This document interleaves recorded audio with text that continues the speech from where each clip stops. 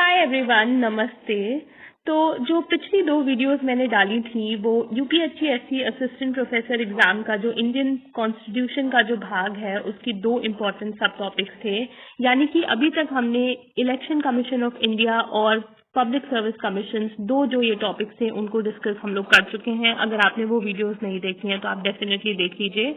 आज जो हम सब टॉपिक डिस्कस करेंगे वो है directive principles of state policy. तो हमेशा जैसे कि हमने पहले 2 टॉपिक्स में भी देखा कि हम लोग ये देखते हैं कि इंडियन कॉन्स्टिट्यूशन में इस टॉपिक की जगह कहाँ है, सिमिलरली आज भी हम यही देखेंगे। तो पहली चीज जो आपको याद रखनी है वो ये है कि directive principles of state policy constitution के पार्ट 4 में है। ठीक है, जैसा कि आपको याद होगा हमने इलेक्शन कमीशन के लिए भी देखा था, पब्लिक सर्विस कमीशन के लिए भी देखा था। इलेक्शन कमीशन के लिए हमने देखा था कि ये पार्ट 15 में है और पब्लिक सर्विस कमीशन के लिए हमने देखा था कि वो पार्ट 14 में है। उसी तरीके से directive principles of state policy जो है वो पार्ट 4 में है और जो आर्टिकल्स इस पार्ट 4 में है वो है आर्टिकल 36 से लेके आर्टिकल 51 तक। ठीक है, तो ये एक इम्पॉर्टेंट चीज है जो आपको डेफिनेटली याद रखनी है कि पार्ट 4 में आर्टिकल 36 से लेके आर्टिकल 51 तक है और ये जो पार्ट 4 है ये directive principles of state policy से रिलेटेड है। दूसरा जो इम्पोर्टेंट फैक्ट है जो आपको याद रखना है, बेसिकली हमारे इंडियन कॉन्स्टिट्यूशन में काफी चीजें बोरोड हैं। मतलब ऑलमोस्ट बहुत सारी चीजें हैं जो बोरोड है। हमने डिफरेंट कॉन्स्टिट्यूशंस को समझा और उनमें से जो हमें अच्छी चीज लगी वो हमने अपने कॉन्स्टिट्यूशन में अडॉप्ट किया। Similarly directive principles of state policy का जो कॉन्सेप्ट है वो हमने आयरिश कॉन्स्टिट्यूशन से लिया है। ओके, तो ये इंपॉर्टेंट क्वेश्चन आ सकता है कि ये जो हमने डायरेक्टिव प्रिंसिपल्स हैं ये कौन से कॉन्स्टिट्यूशन से बोरो किए हैं। तो हमने ये आयरिश कॉन्स्टिट्यूशन से बोरो करे हैं और ये जो कॉन्स्टिट्यूशन है वो 1937 का है। बेसिकली आयरिश कॉन्स्टिट्यूशन ने भी इसे स्पेनिश कॉन्स्टिट्यूशन से लिया था, पर ये स्पेनिश मोस्टली एग्जाम में नहीं पूछा जाएगा। आपसे यही पूछा जाएगा कि हमने डायरेक्टिव प्रिंसिपल्स कहाँ से लिए हैं, तो ये हमने आयरिश कॉन्स्टिट्यूशन से लिए हैं। अब ये डायरेक्टिव प्रिंसिपल्स एक्चुअली में है क्या? तो जो डायरेक्टिव प्रिंसिपल है वो एक्चुअली में इंस्ट्रक्शंस है या रिकमेंडेशंस हैं जो कॉन्स्टिट्यूशन ने स्टेट को किए हैं। ठीक है, ये एक तरीके से एक मॉरल ऑब्लिगेशन है। ठीक है, इसका मतलब ये है कि जब भी गवर्नमेंट कोई लॉ बनाने जाएगी या कोई पॉलिसी बनाने जाएगी तो गवर्नमेंट से ये एक्सपेक्ट किया जाता है कि वो ये डायरेक्टिव प्रिंसिपल्स अपने दिमाग में रखे जब वो लॉ बना रही है। ठीक है, तो एक तरीके से ये गवर्नमेंट के लिए सजेशन है कि जब भी वो कोई काम करने जाती है तो उन्हें इन प्रिंसिपल्स को याद में रखना है, ध्यान में रखना है जब वो काम कर रही है। ठीक है, तो ये एक तरीके से इंस्ट्रक्शंस है, तो ये आपको याद रखने हैं। और दूसरी चीज ये है कि जो इंस्ट्रूमेंट ऑफ इंस्ट्रक्शन था जो गवर्नमेंट ऑफ इंडिया एक्ट 1935 में मिलता है ये उससे सिमिलर है। ओके, तो अगर आपसे पूछा जाए कि क्या डायरेक्टिव प्रिंसिपल्स जैसी कोई सिमिलर चीज हमारे किसी पुराने एक्ट में मौजूद थी तो डेफिनेटली थी। डायरेक्टिव प्रिंसिपल से मिलता जुलता ही कॉन्सेप्ट इंस्ट्रूमेंट्स ऑफ इंस्ट्रक्शन बोला जाता है जो गवर्नमेंट ऑफ इंडिया एक्ट 1935 का पार्ट थी। ओके, नेक्स्ट इंपॉर्टेंट डिटेल जो आपको याद रखनी है, जैसे कि हमने देखा कि आर्टिकल 36 से आर्टिकल 51 तक डायरेक्टिव प्रिंसिपल्स है, तो आर्टिकल 36 जो है इसमें स्टेट की डेफिनेशन दी हुई है। ओके, बेसिकली स्टेट है क्या, स्टेट की क्या डेफिनेशन होगी उसकी डेफिनेशन दी हुई है। तो स्टेट की यहाँ पे डेफिनेशन ये है कि कोई भी लेजिस्लेटिव या एग्जीक्यूटिव ऑर्गन जो सेंट्रल और स्टेट गवर्नमेंट को बिलोंग करती है या कोई भी लोकल अथॉरिटी या पब्लिक अथॉरिटी जो कंट्री की है उन सारी अथॉरिटीज को मिला के स्टेट बोला जाएगा। यानी कि कोई भी सेंट्रल गवर्नमेंट, स्टेट गवर्नमेंट से रिलेटेड लेजिस्लेटिव और एग्जीक्यूटिव जो ऑर्गन है उन सबके लिए ये सजेशन है जब भी वो कोई पॉलिसी बनाए या लॉ बनाए तो उनको डेफिनेटली ये अपने ध्यान में रखना है। ओके, नेक्स्ट जो सबसे ज्यादा इंपॉर्टेंट पार्ट है डायरेक्टिव प्रिंसिपल्स का वो ये है कि ये नॉन जस्टिसेबल है। ओके, नॉन जस्टिसेबल का मतलब ये है कि अगर स्टेट इन डायरेक्टिव प्रिंसिपल्स को अपने दिमाग में रखकर कोई लॉ नहीं बनाती है तो इसका मतलब ये नहीं है कि हम लोग कोर्ट में चले जाएंगे और केस कर देंगे गवर्नमेंट के ऊपर कि उन्होंने तो ये जो प्रिंसिपल्स है वो इम्प्लीमेंट ही नहीं किया। इसका मतलब ये है कि ऑल्दो ये सजेशंस हैं पर ये बाइंडिंग नहीं है गवर्नमेंट के ऊपर।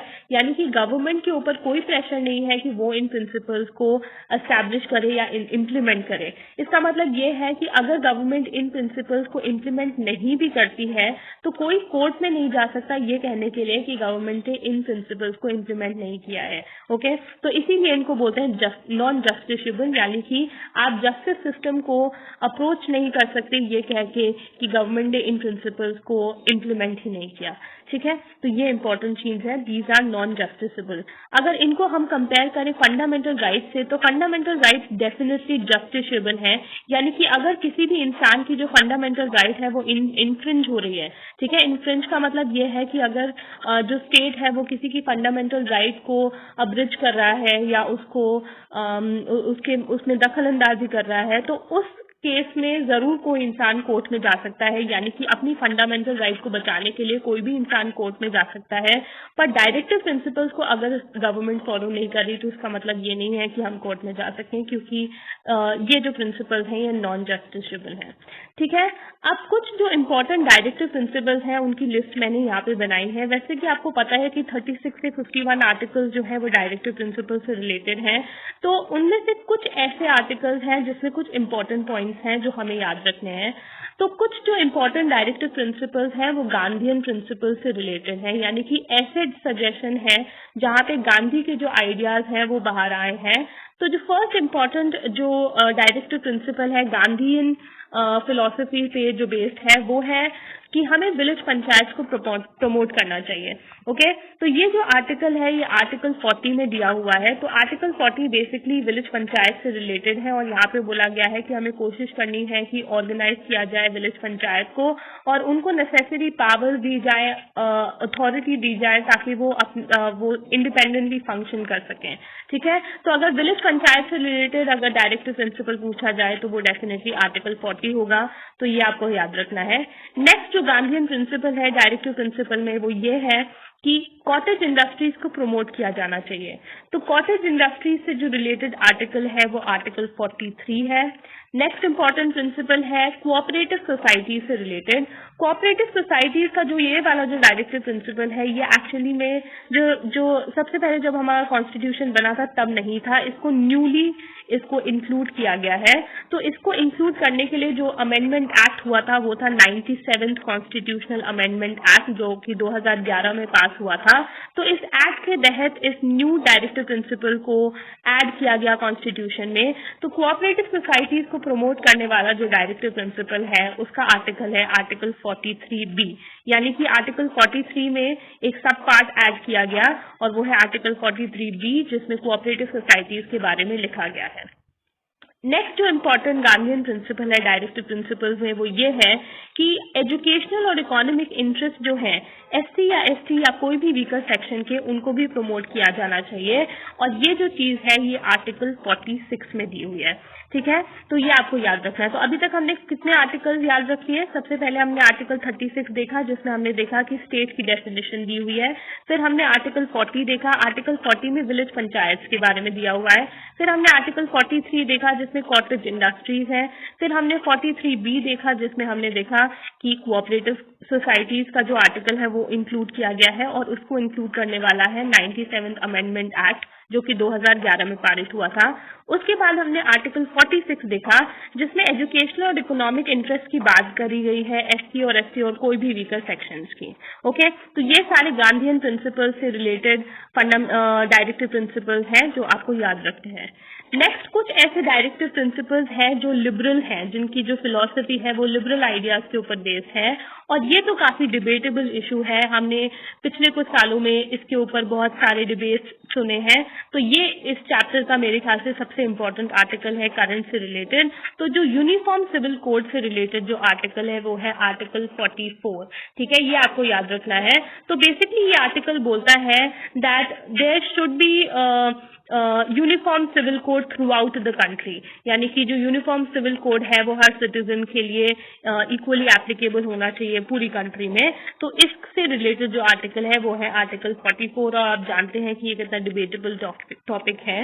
नेक्स्ट जो लिबरल प्रिंसिपल है जो कि आर्टिकल 45 में दिया हुआ है, तो ये है early childhood care and education for all children less than the age of 6 years।